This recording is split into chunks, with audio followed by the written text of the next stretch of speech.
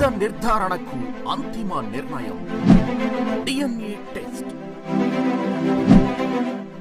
ఉన్నది ఉన్నట్లుగా వాస్తవాలను శోధించి వివరించేది మన డిఎన్ఏ టీవీ.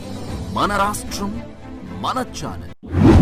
మీ అందరికీ తెలిసిందే 5 సంవత్సరాలు ఎటువంటి పాలన జరిగి ఆ పాలన నుంచి ఎటువంటి పరిస్థితులు ప్రస్తుతం ఉన్న ప్రభుత్వానికి లెగసీగా వచ్చినాయో మీ అందరికీ కూడా తెలిసిందే.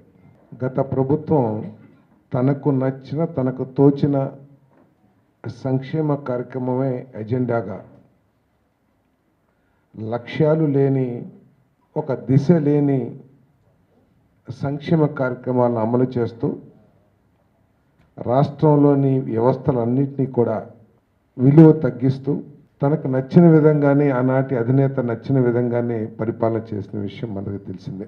ఎందుకు లక్ష్యం లేని సంక్షేమ కార్యక్రమాలు అన్నానంటే, ఏదైతే ఆనాటి ప్రభుత్వం గొప్పగా చెప్పుకుంటుందో, మేము బటన్ నొక్కే కార్యక్రమం ద్వారా కొన్ని లక్షల కోట్లు సంక్షేమ కార్యక్రమాల ద్వారా డబ్బుల్ని ప్రజలకు అందించామని, ఉదాహరణకి అమ్మఒడి ఇచ్చారు, ఫీజు రింబర్స్మెంట్ ఇచ్చారు. అమ్మఒడి ఒక 45 లక్షల మంది పిల్లలకి, ఫీజు రింబర్స్మెంట్ మరో కొన్ని లక్షల మందికి, డిగ్రీ, ఇంజనీరింగ్.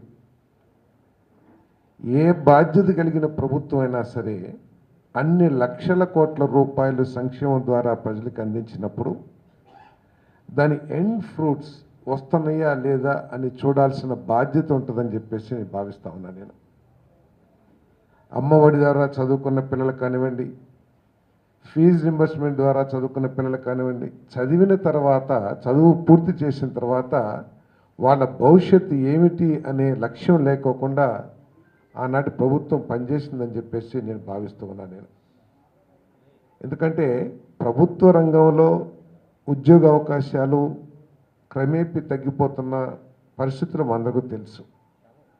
కాబట్టి లక్షల మంది మన రాష్ట్రంలో పిల్లలు ఎవరైతే ఇంజనీరింగు, పాలిటెక్నిక్, గ్రాడ్యుయేషన్ కంప్లీట్ చేశారో వారి ఉపాధి ఏ విధంగా సాధించాలనే ఆలోచన మరి ఏ ప్రభుత్వమైనా చేయాల్సిన అవసరం ఉంది. ఆ రోజు ఆ ప్రభుత్వంలో ప్రైవేట్ ఇన్వెస్ట్మెంట్స్ రావటానికి భయపడే పరిస్థితుల్ని వారే సృష్టించారు.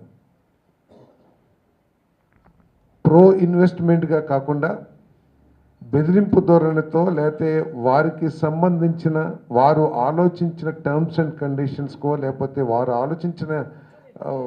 ఆలోచనకు అనుగుణంగానే పెట్టుబడులు పెట్టాలని చెప్పేసి ఆలోచించటం చాలా దౌర్భాగ్యం అని చెప్పేసి మనం చేస్తామని.